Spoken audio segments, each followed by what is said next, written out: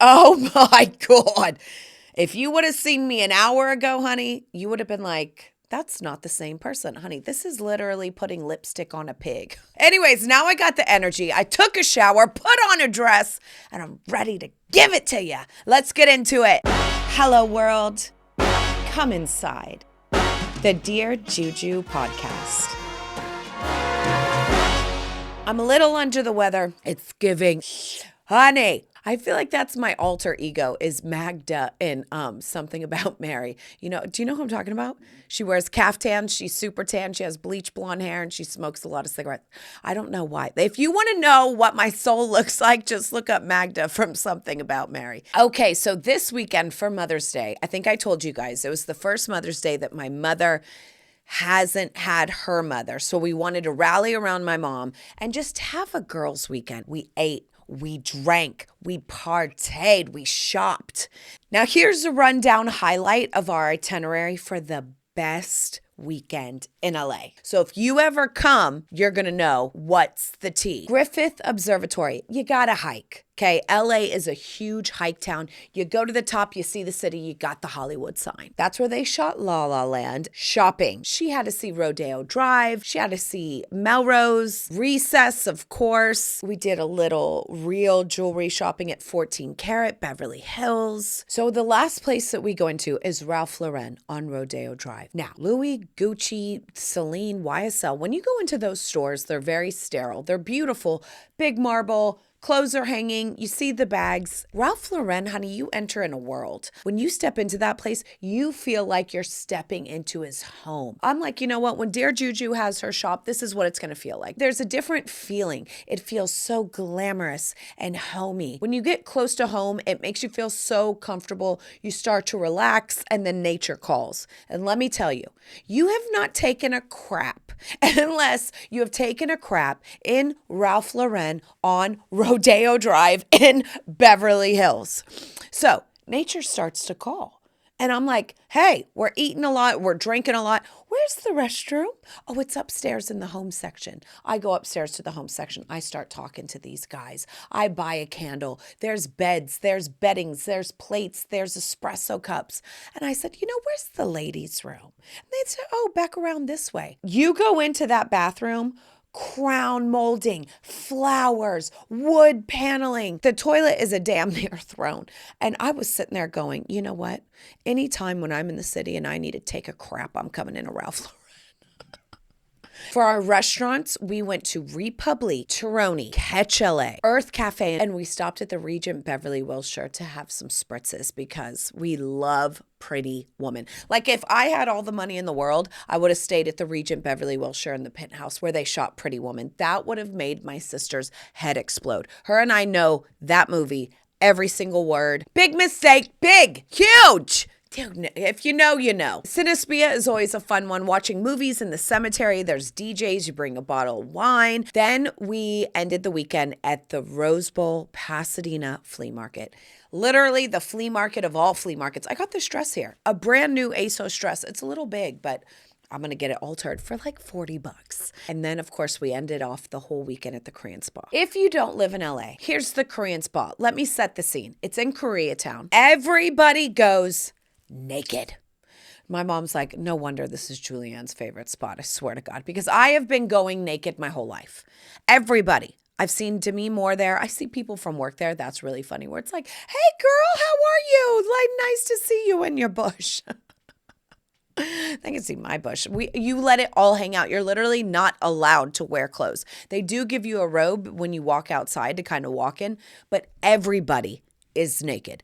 Everybody. And whatever you think about your body when you go there, there's such a range that you go, I don't have it that bad. Look at that. That's my happy ending is spa day. Okay. And getting beaten up by these Korean women is just the joy of my life. The highlight of this is all the rooms. There's an oxygen red infrared light room. Then there's a Himalayan salt room, dry sauna. But what it's really about is the wet room. Okay. We love it wet.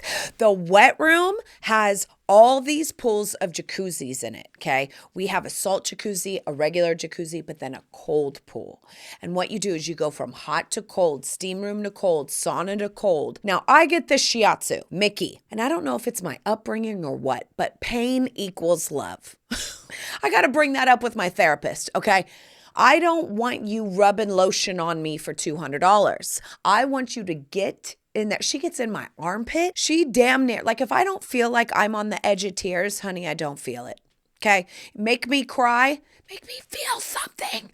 Bring me to the edge. Oh, and honey, she does it. She gets on my back. She's not a little woman either. And, it's really nice to look across the spa and see my mom's almost 70-year-old tits floating in the jacuzzi.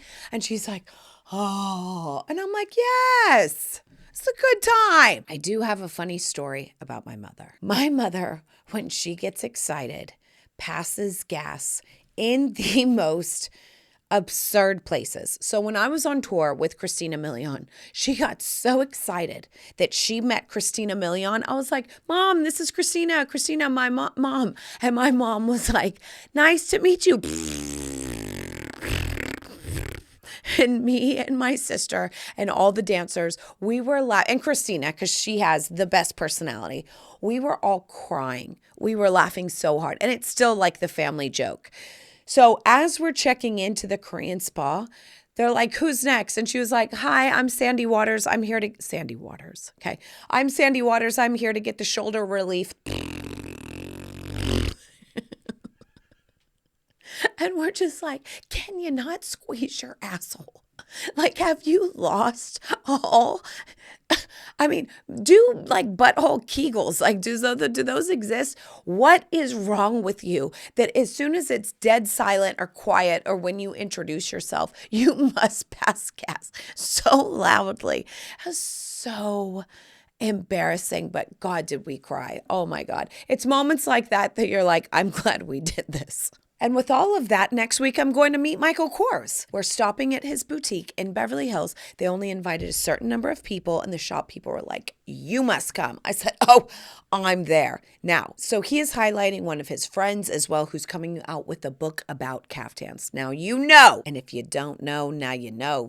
Full drum roll, please.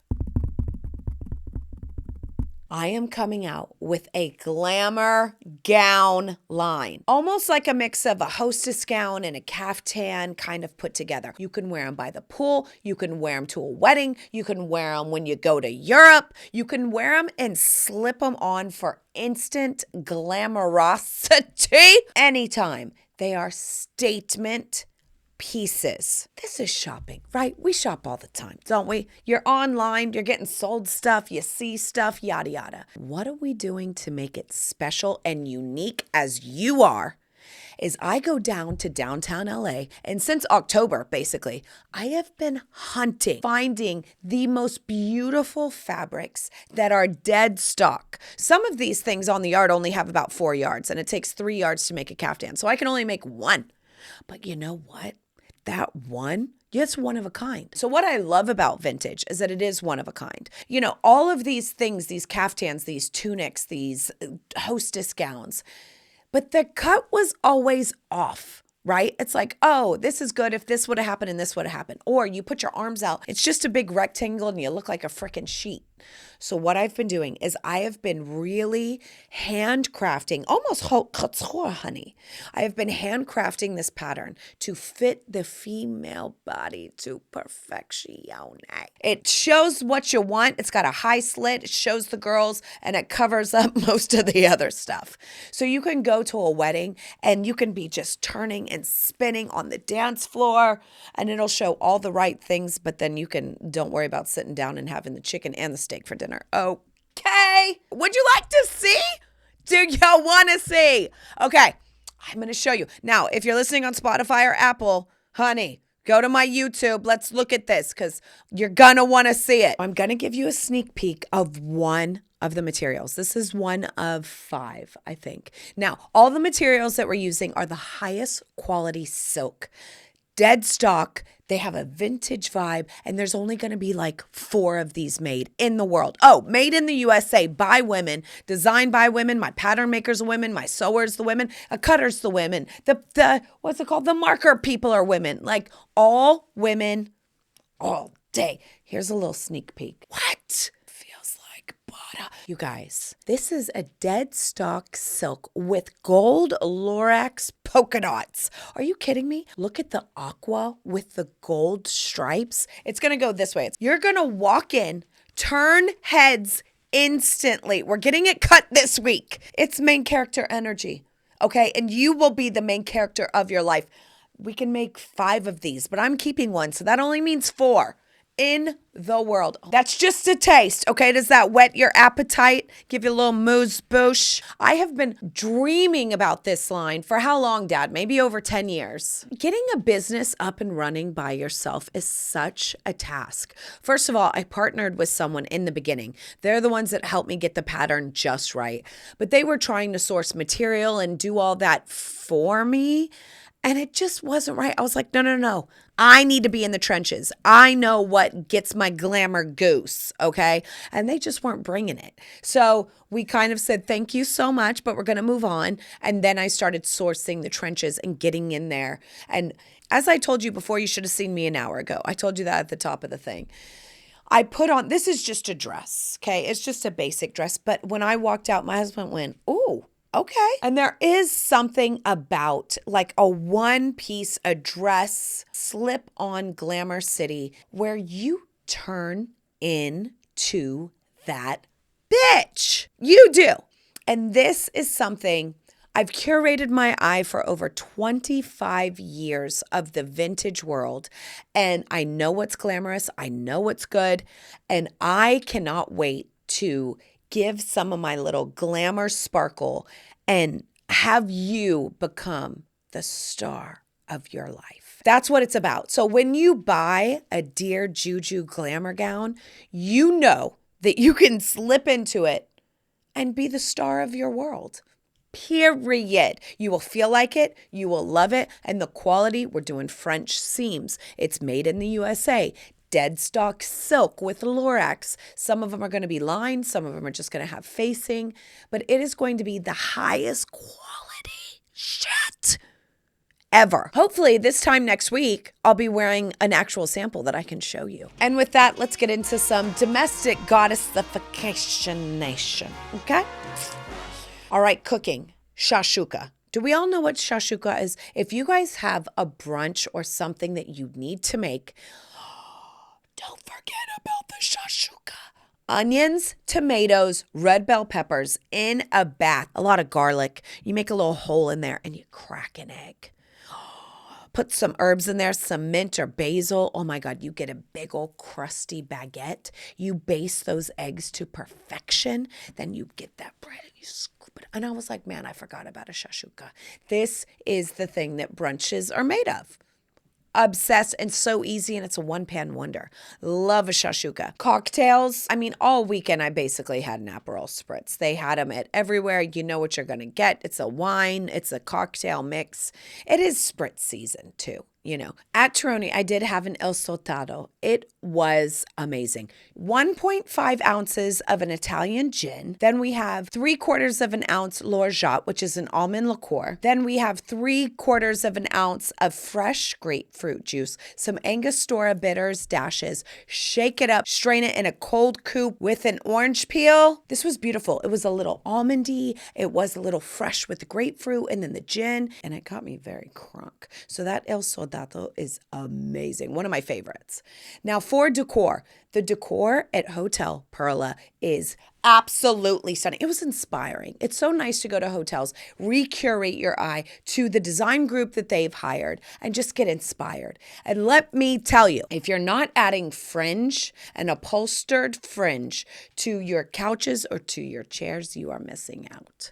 They had fringe hanging from all their upholstery and it felt sexy. For some reason, it feels like a burlesque room. You know what I mean? It feels like sexy and swanky with the fringe. No one's talking about this, except for, of course, here on the Dear Juju podcast. We need to add fringe to furniture. That's what we're doing. Make it a titty tassel reference. My next couch, there's going to be fringe on that mofo. Let me tell you what. So we have got to get into Ask Dear Juju. You guys have submitted some questions that are the bomb. Let's do it.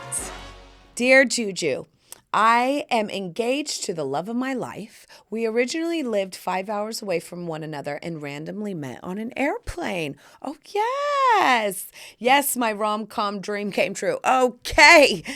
I moved to a city because I work remote and I have an adventurous spirit. Oh, good. Now what's happening? I know without a doubt I made the right decision. All right, great. And completely and utterly, we are enjoying our life together. Fantastic. I'm also absolutely in love with his family. Even though I could not ask for better in-laws, I still struggle with fully assimilating. They are a tight-knit Italian family with many traditions. This is one of the things that I love most about them, but I don't jive with every single one of them. Example. Here we go. Every Sunday is a family dinner. Amazing, but it goes from 6 to 10. This for me is way too late, and Sunday nights was always my self-care night to chill and prepare for the week. We have great communication, and I've tried to switch it to a Sunday brunch, but they won't budge because it's what they've quote-unquote always done.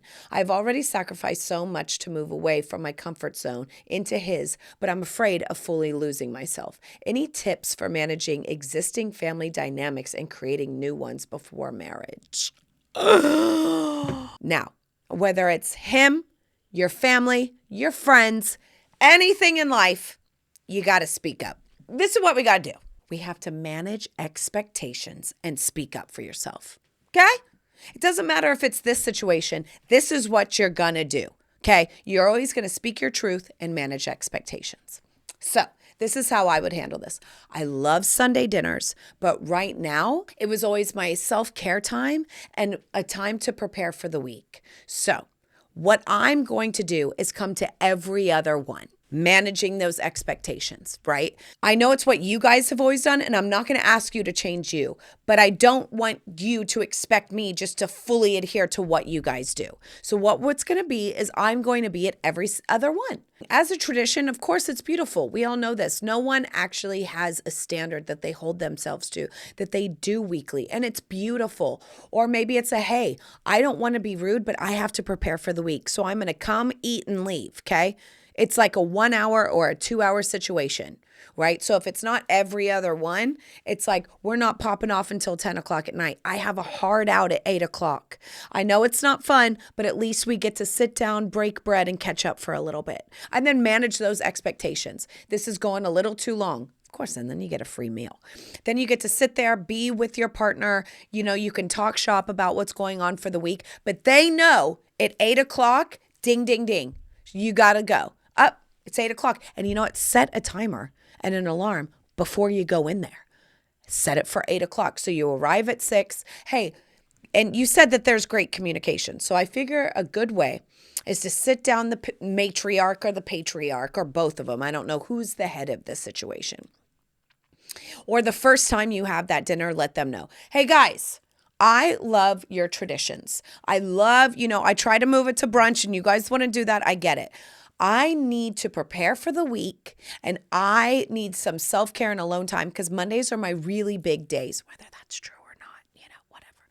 They're my really big days for work. So I'm just letting you guys know I'm either going to come to every other one or I'm going to have a hard out at 8 o'clock. Okay? Just so everyone knows, I can only stay 2 hours if we keep this Sunday dinner. You have things to do. You still get 2 hours of sitting down and chewing the fat with everybody. You get to be there for your fiance. But 8 o'clock, your phone goes off. Okay.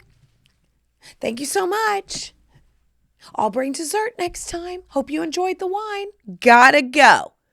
And you give yourself a clear boundary and a clear exit strategy. See how it feels. Try both. See what works for you. Hey, I'm going to be trying something. These Sunday dinners, I love them so much, but they exhaust me for the rest of the week. So I'm trying to figure out a balance, a work-life balance of how I can come to them, but also not feel like be open with them. You said you have great communication. Express that. When I go to these Sunday dinners, you guys, I'm pooped for the rest of the week. I need to make sure I kind of get myself together. They'll understand. And if they don't, fuck them. This is what you're doing, period. They'll get used to it and they'll go, bye. Oh, she leaves early. She got a big, important job, whatever. Let them do whatever they need to do. You're leaving. Okay. You're setting that boundary. But yeah, I agree. Sunday night, like we're getting it popping in Monday morning. We're going to be at the gym. We're going to be on Zoom. We got to look right. We can't be all swollen colon from wine and pasta. And then you're known as, hey, I'm not asking anyone to change. I'm just going to do me and I'm going to let you know. And it's like, yeah, I'm not going to hide anything. I'm not going to hold anything in. We're going to talk about it and we're going to figure out something that's fair. Then you're the woman who speaks up for herself. And that's just a precedent we want to set in general, in your marriage, in your family, in your life, right? And there's nothing wrong with it. I hope that helps. Stand up for you and do it. Thank you for submitting. Oh my God, that was a good one. Dear Juju, I'm a 46-year-old woman and I am getting into the territory of year and decade-long friendships that have outlived many of my romantic past relationships. Oh girl, I'm right there with you. I'm learning that this is very hard to let go of these friendships, but when is it time to pull the plug?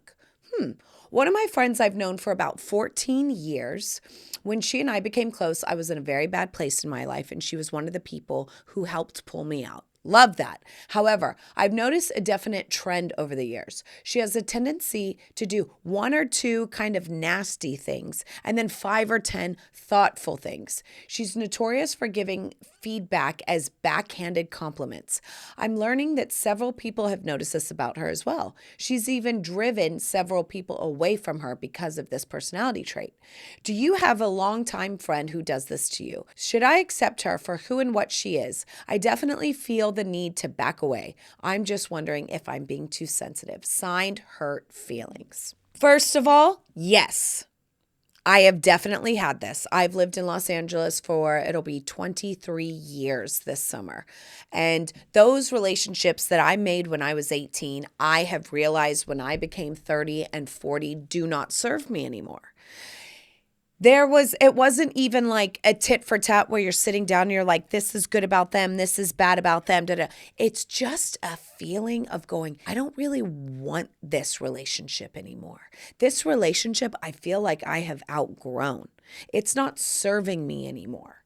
The fact that you are emailing me, a stranger, damn near, to tell me about your closest friend, she's hurting your feelings, backhanded compliments, let it go. Letting friends go is not easy, but when you know it in your gut, you got to stay true to you always. So just slowly start backing up, okay? Back up from a relationship. My latest relationship that I backed up from was 22 years. Okay, so I got you beat, girl. And they were some of the closest people in my life. And sometimes the people that are closest to you hurt you the most, whether they understand it or not. Now, I spoke my truth. They handled it a different way, and it was easy to back up. But there's been times where it hasn't been. Always stay true to you. You know it in your gut, and that's when it's time to move on. Okay? That you were a caterpillar, now you've turned into a butterfly. Doesn't mean that it's good, bad, or indifferent. We're just different. I'm going to go fly with the butterflies. You're in caterpillar mode. That's it. We're just different. Birds of a feather flock together. Are you hurting people's feelings? Are you giving backhand compliments? Do you want people in your life that do that? No. So that's it. Easy. I know it sounds cold, but you got to be strong and you got to be harsh when it comes to stuff like this. Let them go, honey. Let it go. Let it go. It's not easy, but it'll be the right thing. Because, honey, I don't know about you, but I'd rather be alone and happy than having all these people that just mess with my mental health. So, bye. That's it for the podcast. Hopefully next week I will be wearing a sample of my caftan. Make a Shakshuka, okay? If you have a Ralph Lauren store in a fancy part of town, honey, go there next time you need a bowel movement, okay? It'll be a great time, guaranteed. If you have gin, purchase some Lorjat, some almond liqueur, and make you a cocktail, honey. Oh, and get some Fringe. Get a chair or something. DIY that mofo and put some Fringe on that, okay? Don't forget that you're a star. I mean, who else is a star? You're the only one viewing this thing. This is your movie, honey. You're the star. And let me tell you what you're going to do. You're going to slip on a Dear Juju glamour gown and you will know it. You already are, but it's just going to confirm it, okay? See you next week. I love you. Mwah! And I'm out.